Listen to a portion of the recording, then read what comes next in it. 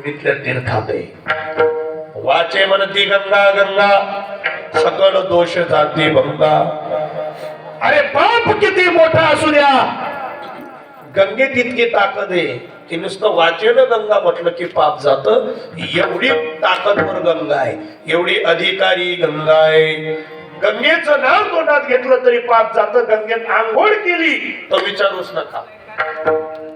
ऐका, गंगेत स्नान केलं तर विचारूच नका. एवढी परम पवित्र गंगा, पण तीच गंगा तुझ्या पायापासून उत्पन्न झाली. सांग देवा, तुझे पाय किती अधिकारी असतील. भीमानी चंद्रभागा तुझ्या चरणीच्या गंगा. म्हणून मंदिरात गेलो की आपण पहिले देवाचे पाय धरतो. का चित्त तुझे पायी थोडा रूपाचे ध्यान. देवा, आमचं हे चित्त तुझ्या पायाजवळ राहू दे.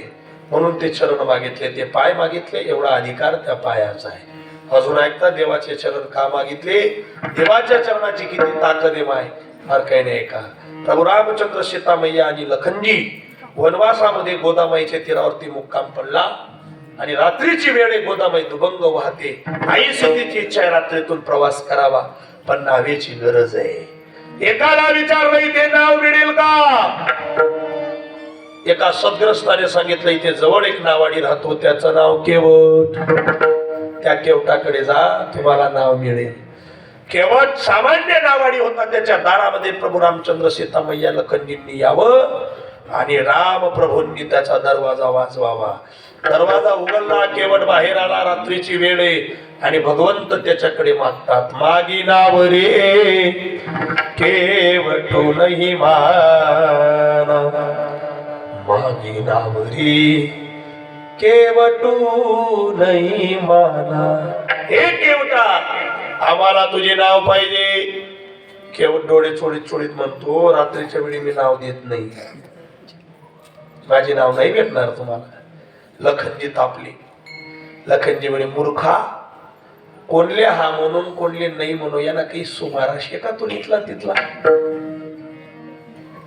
देव येते, चांगल्या चांगल्याच्या घरी जात नाही. तुझ्याकडे नाव मागतात. एवढी ताकद आहे देवाची. एकाच सेकंदात हजारो नाव तयार करू शकतात. केवट काय म्हणे माहिती का? आडवस तो बी. तुमच्या देवाची जर नावेची फॅक्टरी मनजोगे आणणं का बघ, काय करली सध्या कराय ना बाबा. आणि काय वेळेला आम्ही आमचा ताटा दाखवतो. एसटीत बसलो, गर्दीच गर्दी. कंडक्टर उठणार, मला शेंडी दिला आणि बसा. मला वाटलं यांनी आदर करावा मला, पण तिकीट सोडी दिलं बा. अख्खा एसटी मध्ये तिकीट काढलंय ना कंडक्टर, लोके बरोबर तिकीट कम पडाय ना. मग एक जण निधा काढ होतो, पुढे बनेल नाही का, त्या तिकीट नाही काढले म्हणजे मी. कंडक्टर हो तिकीट, ते मला लाज वाटली होती, यांनी सोडवाय असं वाटलं. मी माझं म्हटलं, सर मी भागवत करतो, रामायण करतो. तो कधी मला चौपाया विचारा, रामायण बंद काढवा. रामायण करतो, भागवत करतो. 15 वर्ष झाले कीर्तन करून, हजारो कीर्तन झाले. पंढरपूरचा उपासक आहे, आळंदीचा उपासक आहे. तो म्हणे, चावटपणा बंद करा, तिकीट फाडल्या आहे तुम तर लई जावा म्हणे. त्या काय लेनदेनशी आपण काय शेतली काय नाही. प्रत्येक ठिकाणी आपण आपला अधिकार दाखवू नये. उच्च विभूषित विद्वान असलेली लोक कधीच गर्व करत नाही. त्यांचा पणा ते सांगत नाही की मी असं आहे बा, मी तसं आहे बा, हे तिथे कधीच सांगत नाही.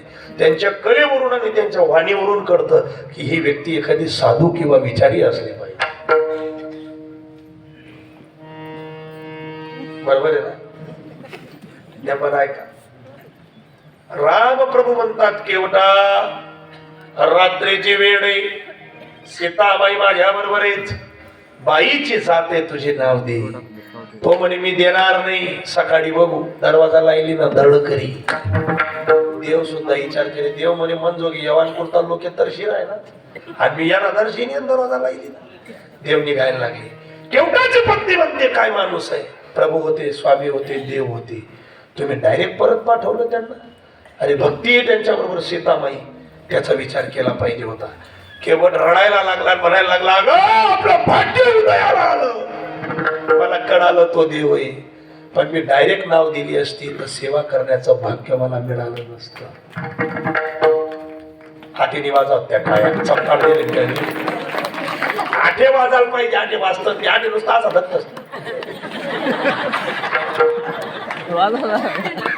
काही ते कसं बी कीर्तन करा ते नुसतं आपला तोंड कडे.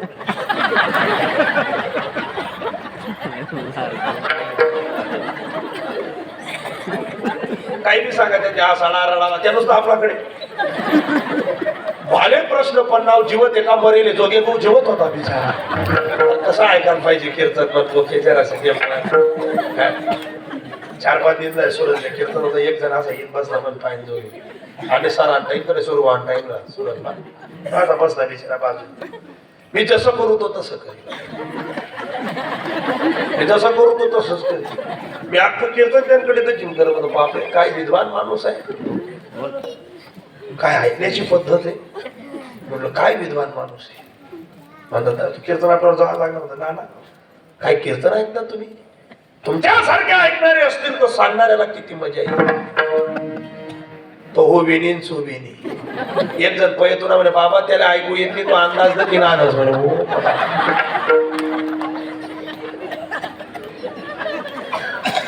त्याला ऐकू येत नाही म्हणे, तो नुसतं धकाधकी चालतेस म्हणे. तो आराम म्हणाला. दुसरा रडना का तो रडतो तपासणी करत बाई म्हणे का माणूस तो कोणा नाव रडच म्हणे. तर आराम काय करत नाही भो. कीर्तनासाठी ऐकावं माणसाने, कीर्तन प्रसन्नतेने ऐकावं, अगदी फ्रेश बसून ऐकावं. नेमन बसा मस्त असा एकदा. आणि मग प्रभूच्या जवळ रडतोय केवट. तुला माहित नाही तो बी जाणार नाही आणि मी बी सोडणार नाही. उघडा दरवाजा देव गेला असेल, केवटाने दरवाजा उघडला, देव तिथंच उभे. केवटा दे रे बाबा नाव म्हणे. बघा केवट सांगे देवले मी तुम्हाला थोडं थोडं ओळखलो. देव म्हणे बरं रेंज ते लाग काही की ओळखलं गो थोडं थोडं. मी तुम्हाला थोडं थोडं ओळखतो म्हणे. कस काय ओळखतो, थोडं ओळखतो म्हणे. कसं, मी तुमचा इतिहास ऐकलाय. तुमचे पाय इतके चमत्कारी, ते दगडाला लागले, दगडाची बाई झाली. देव म्हणे अर्थ सगळी होता, तो श्राप होता. ते आईले आले मला पाय लागला, काहीच माहित नाही. तुम्हाला पाय दगडले लागणार, दगडनी बाई होई कबूल करा. देव म्हणे खरंच आहे ती. मग म्हणीन मी नाव नाही दिलं म्हणे. का बघ, तुम्हाला पाय दगडले लागणार, दगडनी बाई होई. मी गरीब नावाडी, माझी लाकडाची नाव आहे. तुम्हाला पाय जर मला लाकोंडा नावले लाग्यात आणि त्यांनी जर बाई होई गई, एकच वागत वागत मी नाके दमे येऊ नको म्हणे. आपल्याला नको म्हणे. आधी देव म्हणे अर्थ नाही येतात ते काहीच माहित नाही. मग देव म्हणे याला पर्याय काय, 10-10 झाले, याला काही पर्याय असेल म्हणे. याला एकच पर्याय आहे देवा. काय, तुझे पाय स्वच्छ धुवून काढेल. कारण तुझ्या पायाचा दोष नाही, तुझ्या पायाला लागलेल्या रजकणाचा दोष होता, म्हणून तू उद्धार झाला. काहीच नाही. तुझे पाय तुझे पाय तुझे पाय स्वच्छ धुवून काढेल. देव म्हणे चालेल, कबूल. काठवट आणलं. काठवट लाकडाचं का मातीचं माय, लाकडाचं. बरोबर. जुने जुने जुने जे आहेत ना त्यांना 100% माहिती ते लाकडाचं आहे. आता नवीन काहीच माहित नाही. काठवट काय पहिलीवर ते माहित नाही. त्यातले सर्च करणं पुढे गुगलवर. वाट मीन बाय काठवाट पहिले ते सर्च करणं पुढे. आता जुनं सगळं गेलं, नवं सगळं आलं. खरं सांगू बाय, आदिशक्ती मुक्ताईचा परिसर आहे आपला.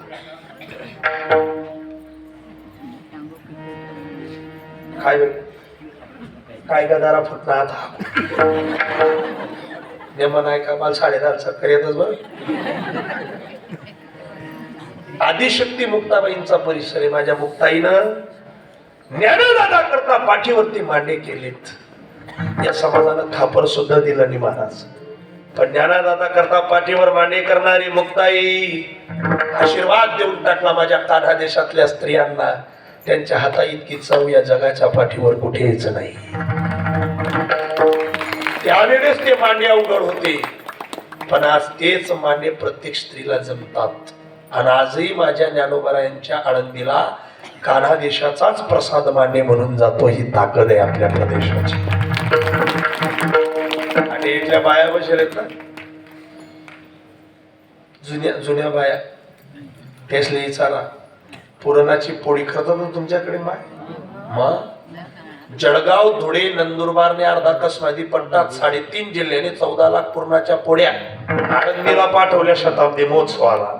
आपण पाठवल्या आळंदीत आणि तिथं एक मराठवाड्याचा मोठा इंजिनियर पोळी उचलायला लागला आणि मग तो बाजूला सांगे का हो याच्यात पुरण गेलं कसं. डोकं लावू नको, आयातच भेटच आहे दुसरीकडे नाही. तो परत विचारे पुरणात पोळी का पोळीत पुरण हो दारू घालू नको आमचे काय आवडत नाही अजून आणि तू का विचार करायला. पण काय कला असेल महाराज. ते लोळे 4:30 पासून लागते आमची माय आणि ते लोळे असे 2 लोळे असतात की नाही पिठाचे आणि मग त्याचा व्यायाम. हा हा हा नको नको नको नको इथून गोळी चालू होईल नको त्याला बी परिश्रम असलो पाहिजे. आणि मग ते लोळे ते पुरण आलेले काही शास्त्र आहे महाराज त्याच्या पाठीमागे. आठे एकच बाई अशी बसेले इथला गर्दीमा अशा बाया आहेत आधी की एकच बाई पाहिजे 4 तर 10 50 जण पुरण एकली बाई टाके. काय मत आहे माय आयराणी करते माझी. हा एकच स्त्री पूर्णाची पोळी 50 लोकांचं करायची तरी शरीरवर थकवा नाही. आते घरमात 3च जण आहेत तरी आता आडावत मा दाय फिराव पुरण करणं हे पुरण करणं हे पुरण. तू 70 रुपयाने एकत्रित खायले माय पण दांगडो घाल नको जमाव नाही ते तुळून जाऊ नाही ते करायचे. ज्या बाईने घेरता येस तिने घेरो जिने घेरता येत नाही तिने आगाऊ पण करून पीठ खावानी अख्खा गली लावशे पापडे खावानी पण जिने घेरता येत तिने घेरायला पाहिजे. अख्खा गलीमा एकच बाई राज घेरणारी ताई आपण घेरी द्या बरं. मग तिला नातू आपल्या समाना म्हणत शेवड्या म्हणत चालव काय म्हणत आणि ती बाई घेरते. घेरता घेरता घेरता घेरता पीठमा कट होई पडी गेली. मग ती पहिले समजी गे आहे ते गे म्हणे भाऊ वाया. आणि मग ती बाई सांगेल ना खावा नाही मग खावाना नाही तू पण ना साडा पाडवी नाही नेमन करीत जाय ग एवढं मागा म्हणलं वाया घाल दिलं मस्त कर पहिला माही तू ते ज्याने जमस त्याने जमत. आडावतल्या बाया पीठ करणार त्यात मुंबईनी बाई उन्ही आडावतला मुंबईनी आणि इनोवा गाडीतून उतरली एवढेच केस अशी मस्त उतरली ती आणि घेरत होती. ती बाई म्हणायला लागली एकदा मला घेरू द्या. त्या बाया म्हणे घेरी येईल ते पण घेरू द्या.